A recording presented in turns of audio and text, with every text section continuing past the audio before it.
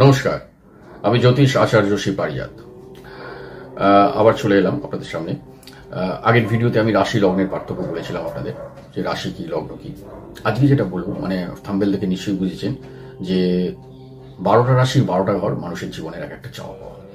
সোজা বন্ধু, আপনি কতটা পৃথিবীতে পাবেন, কতটা আপনার মানে আপনার সুখ দুঃখ এবং সবকিছু, চাকরি, ব্যবসা, মানে সব কিছু নির্ভর করছে আপনার বিবাহ, পড়াশোনা, আপনার স্বাস্থ্য, আপনার সব কিছু টোটালি, আপনার শত্রু, আপনার মিত্র, সব। তাহলে লগ্ন আপনার হচ্ছে আপনার, মানে আমি যেটা বলেছিলাম যে রাশি তো 2.5 দিন করে থাকে, যেটা চন্দ্র থাকছে ওটা রাশি হয়ে যাচ্ছে। আর লগ্নটা কি, সূর্যের আলো মানে 2 ঘন্টা অন্তত 12টা রাশির উপর সরছে। তার 12টা রাশির থেকে যেখানে যেই 2 ঘন্টায় আপনি জন্মেছেন, ওই পার্টিকুলার ওই সময় সূর্যের আলোটা যে রাশিটার উপর পড়েছে সেটা আপনার লগ্ন হয়ে গেল। তাই লগ্ন হচ্ছে ভেরি ভাইটাল জিনিস। তাহলে লগ্ন আপনার ব্যক্তিত্ব, আপনার পার্সোনালিটি। যেমন মনে করুন 1986 সালে 8ই ডিসেম্বর সকাল 7:25 কেউ একজন জন্মেছেন কলকাতা শহরে। তাহলে 1986 সালের 8ই ডিসেম্বর চন্দ্র ছিল মিথুন রাশিতে, চন্দ্র মিথুন রাশিতে বসে আছে। তাহলে মিথুন ওর কিন্তু মিথুন রাশি হবে। কিন্তু সূর্যের আলো সকাল 7:25 ছিল ধনু লগ্নের ওপর, ধনু লগ্ন। তাহলে ধনু রাশির ওপর ছিল, তাই ওটা ধনু লগ্ন তার হলো। তাহলে লগ্ন আপনার ব্যক্তিত্ব, আপনার পার্সোনালিটি, আপনার আর আপনার আপনি সমাজে কিভাবে মিশবেন, সমাজে আপনার ব্যক্তিত্ব কি হবে। লগ্ন থেকে দ্বিতীয় ঘরটা হচ্ছে আপনার ধনের ঘর। আপনি টাকা পয়সা কতটা রোজগার করবেন, বা আপনার কোন ফ্যামিলিতে জন্মেছেন। আপনি 30,000 কোটি রাজপ্রাসাদে জন্মেছেন, নাকি 30 টাকার মতো ফুটপাতে জন্মেছেন। 30 টাকার ফুটপাত থেকে অনেকে সম্রাট হতে পারে যদি সেই ডেস্টিনিগুলো সেভাবে লেখা থাকে কোনো নক্ষত্রের খেলাতে। আবার 30,000 রাজপ্রাসাদ মানে 30,000 কোটি রাজপ্রাসাদ থেকেও বিক্রি হয়ে যেতে পারে। তো এই টোটালি এগুলো পরে বলা যাবে। তো আপনি দ্বিতীয় ঘর হচ্ছে আপনার ফ্যামিলি, কোন ফ্যামিলিতে জন্মেছেন, উইথ আপনার গলার ভয়েস। আপনি রুক্ষ হবেন কিনা। যদি দ্বিতীয় ঘরে অনেক সময় অশুভ গ্রহ থাকে, শনি, বিশেষ করে মঙ্গল, আপনি খুব গলাটা আপনার রুক্ষ হবে। কেউ আপনার মানে আপনি খুব মেজাজ আপনার তীক্ষ্ণ, আমি কথাবার্তার মধ্যে কোনো একদম কোনো মার্জিত ভাব নেই, শালীনতা ভাব নেই, সবসময় একটা বাজে একটা উগ্রতা ভাব থাকবে। শনি আবার দ্বিতীয় ঘরে বৃহস্পতি, বুধ থাকলে অসাধারণ গলা, এত মিষ্টি, মানে দুরন্ত গলা।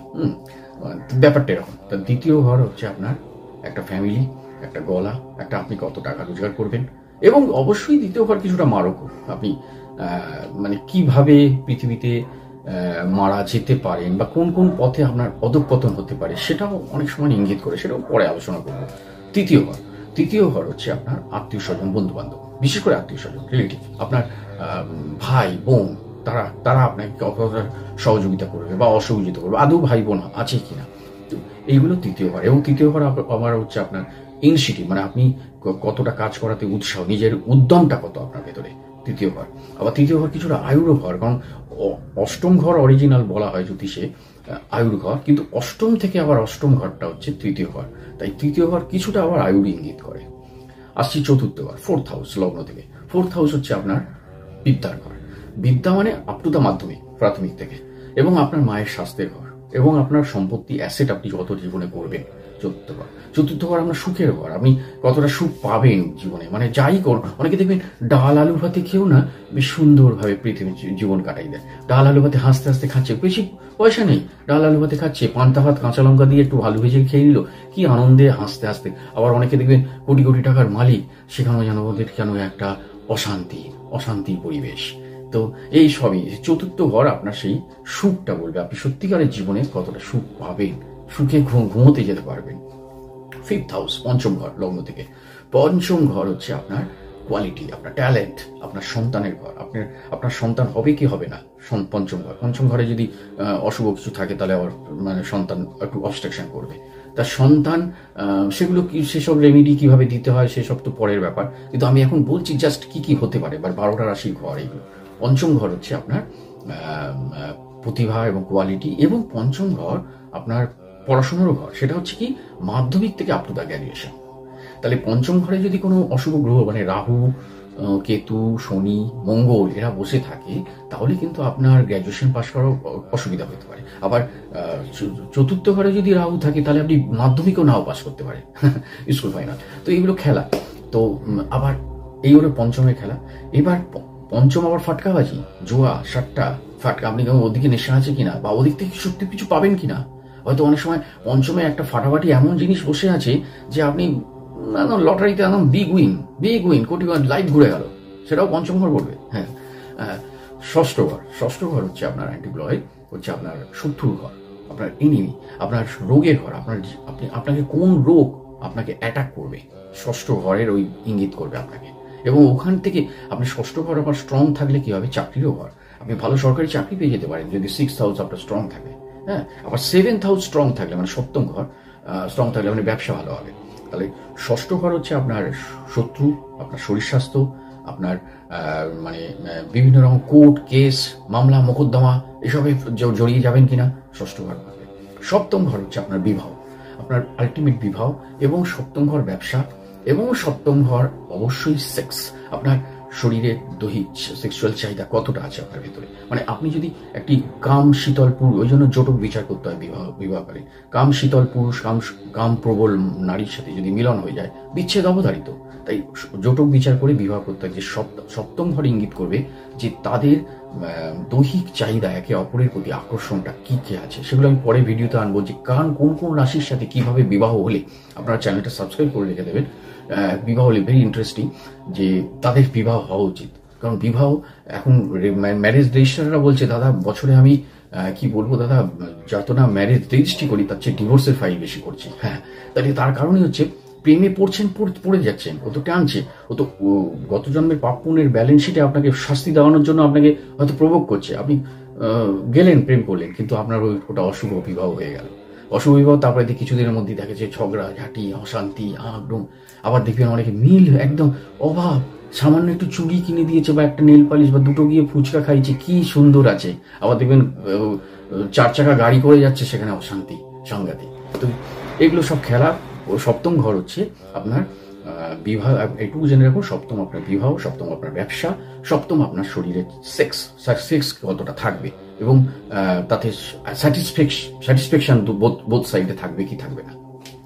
অষ্টম ঘর হচ্ছে আপনার আয়ু, আপনার আলটিমেট জীবনে মানে আপনি পৃথিবীতে কতদিন বাঁচবেন, অষ্টম ঘর বলবে। এবং অষ্টম ঘর আবার অনেক সময় মানে কি বলতো, শেয়ার ফাটকাবাজি, এটাও আছে, অষ্টম ঘর বলে দেবে অন্য কোনো। অষ্টমী যদি শুক্র স্ট্রং হয়ে থাকে, তো আপনি বিশাল কোটি কোটি লটারিতে পেয়ে যেতে পারেন। হ্যাঁ, বৃহস্পতি থাকলেও যদি স্ট্রং বৃহস্পতি থাকে। তাই আবার অষ্টমে যদি মঙ্গল, অষ্টমে যদি কোনো অশুভ গ্রহ থাকে, আপনাকে অ্যাক্সিডেন্ট করিয়ে দিতে পারে। সেগুলো রেমেডি আছে, কিভাবে কি করতে হবে সেগুলো আগে জেনে নিতে হয়, যে সেখানে আবার দুর্ঘটনা করিয়ে দিতে পারে।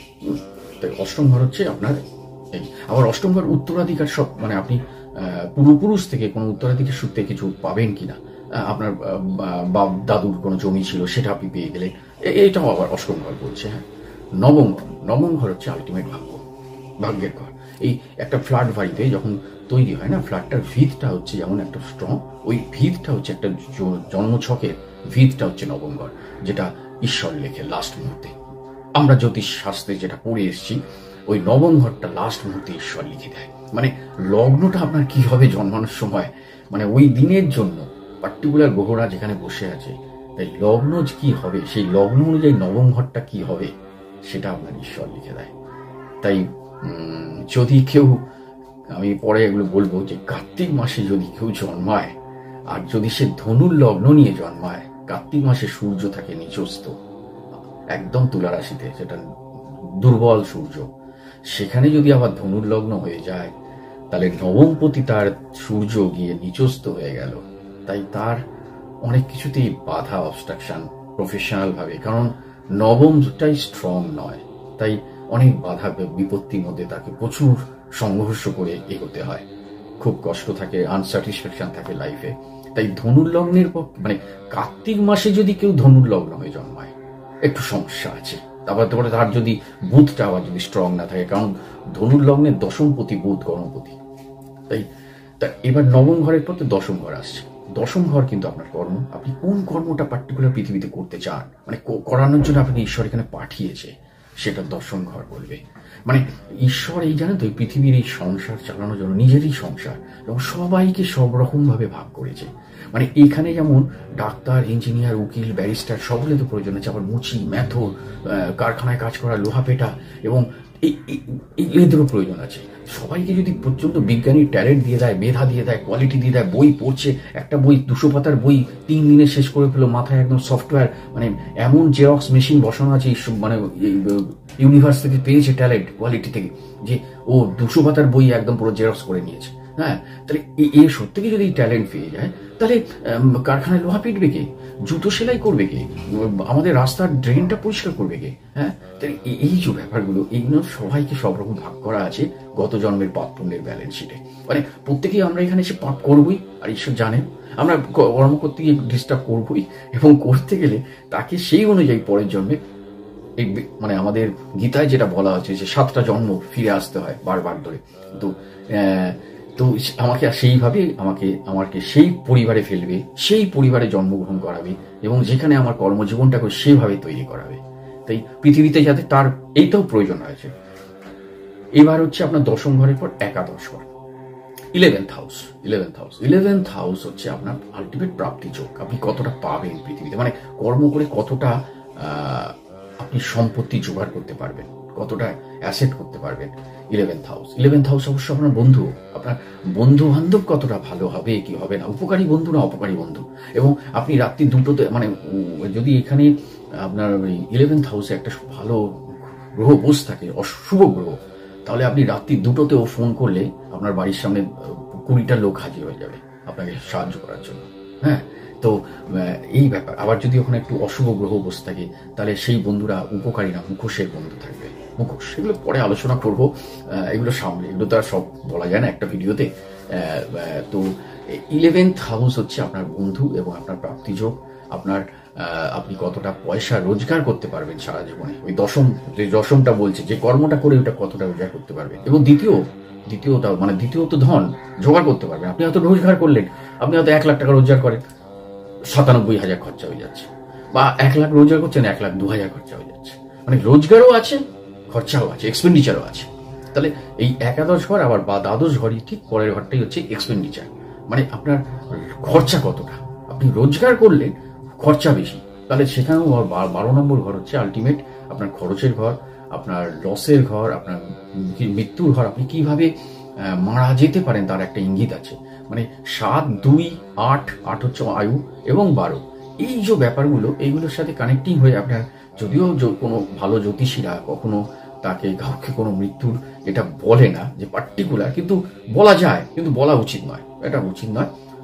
একটা প্রেডিকশন, একটা অ্যাজাম্পশন করে দেওয়া হয় যে তুমি এর মধ্যে এই রোগে পড়বে, কারণ রোগগুলো তো বলা যাবে, 6ষ্ঠ ঘর থেকে রোগ আসছে। তো সুতরাং কোন রোগের দ্বারা ও আক্রান্ত হয়ে পৃথিবী থেকে ওকে আস্তে আস্তে সরাবে, মানে এই সর্বশক্তিমান ওর খেলা, তো সেটাও বলা আছে। বা কোনো দুর্ঘটনা থেকে সরাবে কিনা সেটাও তো অষ্টমে বলে রেখেছে। তাই দ্বাদশ ঘর আবার আপনার বিদেশ যোগেরও ঘর। হ্যাঁ, আবার নবমও, কিন্তু যেটা আমি নবম বলতে পারলাম না, নবম ঘর আপনার ভাগ্য আলটিমেট ঠিক ভিত, কিন্তু নবম ঘর আপনার হায়ার এডুকেশন। কি বলেছিলাম, 4র্থ ঘর হচ্ছে আপ টু দা মাধ্যমিক এডুকেশন, পঞ্চম ঘর হচ্ছে মাধ্যমিক থেকে আপ টু দা গ্র্যাজুয়েশন, আর নবম ঘর হচ্ছে গ্র্যাজুয়েশন থেকে আরো হায়ার এডুকেশন। সুতরাং আপনি রিসার্চার হবেন, বা আপনি বিদেশে গিয়ে কোনো পড়াশোনা করবেন, পিএইচডি করবেন, সেটা নবম ঘর বলবে। তাই 12 নম্বর ঘরটা হচ্ছে আপনার বিদেশ যোগের ঘর। সেখানে বিদেশে গিয়ে আপনি লস খাবেন কি গেইন করবেন, সেটাও অন্যান্য ঘরের উপর নির্ভর করে। তাই আজকে এই পর্যন্তই, আর ভিডিওটা বলে অনেক লং হয়ে যাবে। তাই এই 12টা রাশির, এই যে 12টা ঘর মানুষের জীবনের এক একটা চাওয়া পাওয়া, এবং সেই অনুযায়ী আমাদের পৃথিবীতে আসি, এই রঙ্গমঞ্চের এই খেলায় এক একজনের এক একটা চরিত্রে আমাদের বাধ্য হচ্ছি পুতুল নাচের মতো অভিনয় করতে, বা পুতুল নাচের মতো হাত পা নাড়তে। ওর সাথে মারপিট করছি, কারোর সাথে ভালোবাসছি, টোটালি একটা রঙ্গমঞ্চের খেলা। ঠিক আছে, দেখা হবে, নমস্কার, আবার দেখা হবে, সবাই ভালো থাকবে।